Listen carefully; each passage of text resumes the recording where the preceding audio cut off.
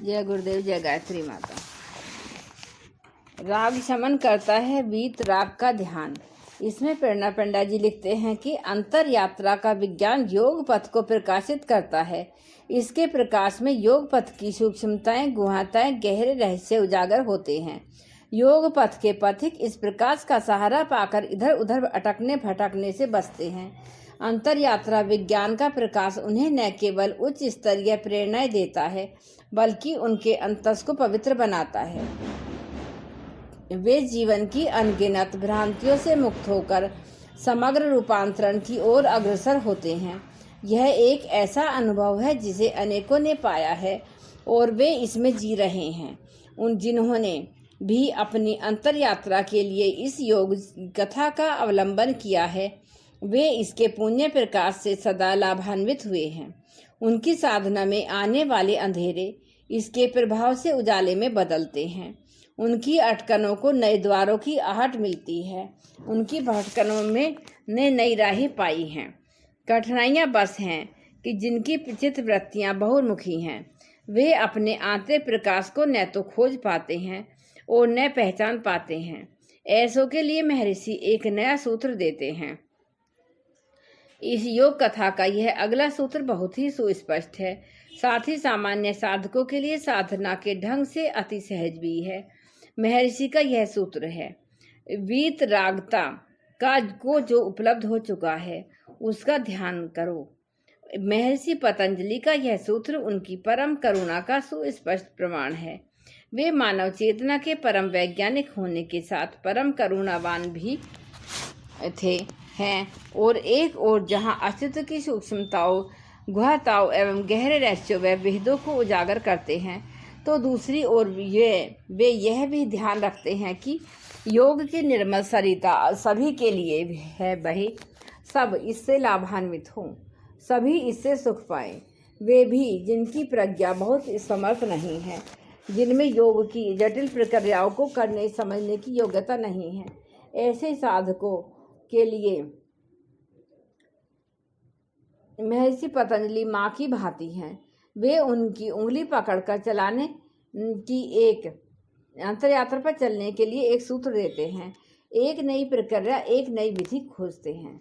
यह विधि है वीतराग, पुरुष का ध्यान। वीतराग वह है जिसके सभी राग, आसक्तियां, आकांक्षाएं शांत हो चुके हैं, जो इन सभी के पार व परे जा चुका है।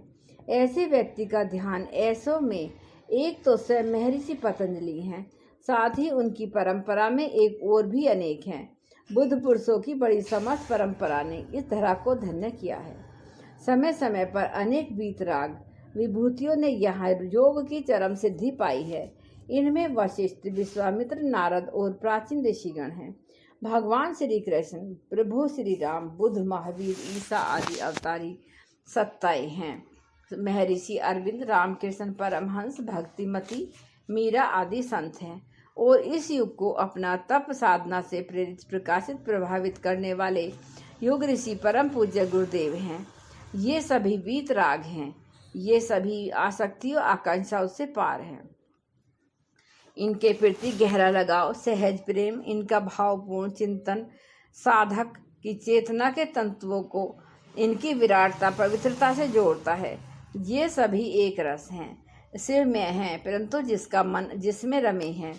गोस्वामी तुलसी बाबा की भाषा में, जेहि कर मर मन रम जाहि सब, सोते ही सतकाम, यानी कि जिसका मन इसमें रमे उसे तो बस उससे ही काम है। अब योग साधक को अपने अंतःकरण की छानबीन कर यह परखना है कि उसका मन कहाँ रमता है, उसे किस वीतराग से राग है आदि। यदि इस सवाल में ज्यादा झंझट लगती हो तो बड़ी आसान सी राह है। युग ऋषि परम पूज्य गुरुदेव वे द्वार हैं परम चेतना का, वे मार्ग हैं परम धाम का, परम ज्ञान का, निर्विकल्प समाधि का। यह सच उनका ध्यान करके परखा जा सकता है। वे जगत गुरु हैं और सदगुरु भी। उन्होंने आज के मानव जीवन के युग बोध दिया है। योग साधकों के अंतर चेतना को नई ऊर्जा, नई चेतनता दी है। उनका ध्यान योग पथ के पथिक को सभी द्वंद्वों से परे ले जाता है। इन पंक्तियों को पढ़कर कोई जिज्ञासु पूछ सकता है यह भला किस तरह है? तो सच यह है कि जब हम ध्यान करते हैं उसका जो आकांक्षाओं के पार जा चुका है, तो वह हमारे भौतिक एक चुंबकीय शक्ति बन जाता है। हम उसे अपने भीतर प्रवेश करने देते हैं। वह हमें हमारी वर्तमान अवस्था से बाहर खींचता है। यही बात हमें उसकी विराट चेतना के प्रति खेलती है।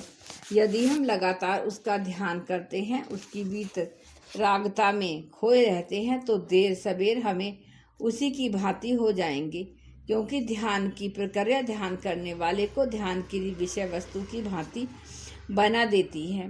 यदि कोई ध्यान करता है तो धन पर, तो वह स्वयं धन हो जाता है, और एक कंजूस आदमी स्वयं ही बैंक बैलेंस बनकर रह जाता है।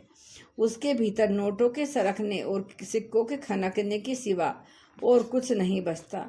यह बड़ी सावधानी की बात है कि हमें उसी के बारे में सोचना चाहिए, चिंतन करना चाहिए और उस पर ध्यान करना चाहिए जैसे कि हम स्वयं होना चाहते हैं। हम अपने जीवन में स्वयं ही नरक के बीज बोते हैं, और जब वे वृक्ष बन जाते हैं तब हम अचरज से पूछते हैं कि भला मैं इतना दुखी क्यों हूँ। कारण केवल इतना ही है कि हम सदा गलत चीज़ों पर ध्यान देते हैं, हमेशा उसकी ओर देखते हैं और नकारात्मक हैं। हमेशा हम ध्यान लगाते हैं कि दूसरे दोषों पर और स्वयं ही दोषों से भरते चल जाते हैं, यहाँ तक कि दोषों की सघन मूर्ति बन जाते हैं। इसलिए पतंजलि कहते हैं, वीतराग का ध्यान करो, ध्यान करो अपने सद्गुरु का, अपने अंतकरण का, अपने सद्गुरु के प्रति मन मूर्ति की स्थापना को करो। देखते देखते सारा का सारा दृश्य बदल जाएगा जिसे हम ध्यान का विषय बनाते हैं। वही प्रकारांतर में हमारे जीवन का लक्ष्य बन जाता है। दृष्टा स्वयं दृश्य बन जाता है। पर यह बात परम वंदनीय माता जी के जीवन के पृष्ठों को पढ़कर जानी जा सकती है। वे शिव की पार्वती की भांति स्वयं शिव हो गई थी। गुरुदेव ने में उनके चित्त की सतत विलीनता ने उन्हें स्वयं गुरुदेव बना दिया था। मार्ग अभी भी है, प्रक्रिया यथावत है, बस केवल सघन श्रद्धा, सहज प्रेम व संपूर्ण समर्पण की दरकार है। जय गुरुदेव, जय गायत्री माता।